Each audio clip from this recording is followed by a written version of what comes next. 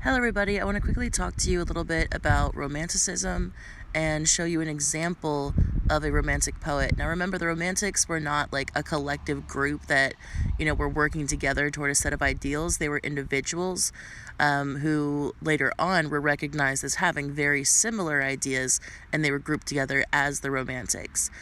Some of those values, again, being value of the common person or the common man. So like caring about regular people versus nobles or royalty. The biggest emphasis of all was, of course, an emphasis on like feeling and nature. Nature being seen as that symbol of purity, the force that we're trying to get back to, that we're trying to connect to. All right, so the poem that I'm going to read to you is by one of the most famous early romantics, William Wordsworth.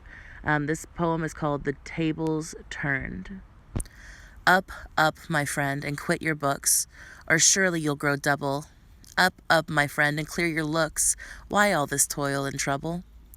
The sun above the mountain's head, a freshening luster mellow, through all the long green fields is spread, his first sweet evening yellow.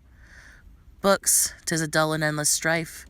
Come, hear the woodland linnet, how sweet his music on my life, there's more wisdom in it. And hark how blithe the throstle sings, he too is no mean preacher. Come forth into the light of things, let nature be your teacher. She has a world of ready wealth, our minds and heart to bless, spontaneous wisdom breathed by health, truth breathed by cheerfulness. One impulse from a vernal wood may teach you more of man, of moral and good, than all the sages can. Sweet is the lore which nature brings. Our meddling intellect misshapes the beauteous form of things. We murder to dissect. Enough of science and art. Close up those barren leaves. Come forth and bring with you a heart that watches and receives.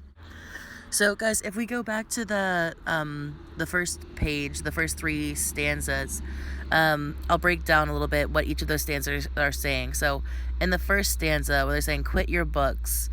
While this toil and trouble, basically, why do we weigh ourselves down with this obsession with progress, with intellect, with proving how great we are, how smart we are as man, as humans? The second stanza, the sun above the mountain head, a freshening luster mellow, and on and so forth. It's describing the beauty of nature. Basically, just how awesome nature is in comparison to toil and trouble. In the third stanza here, we have even more description of the beauty of nature, the sweetness of, bird song. A woodland linnet is a bird, and it's contrasting the contrast of intellectual, industrious pursuits, which are seen as bad, and the enjoyment of nature, which is seen as good. Then we go back to page 359 to the last few stanzas. Stanza number 4. Again, the bird song is a major theme. The throstle is another bird singing. It says, nature is far kinder than man, than humanity, and can offer a truer sense of things, basically some kind of enlightenment that human intellect, human progress is lacking inherently. The next stanza, number 5, talking about she has a world of ready wealth. That's talking about she as nature, personifying nature as a conscious entity. Basically, this stanza is saying that the truth offered by nature will set you free. This special truth that it has is something that is the secret to happiness. So in the next stanza after that, one impulse from a vernal wood may teach you a note of man.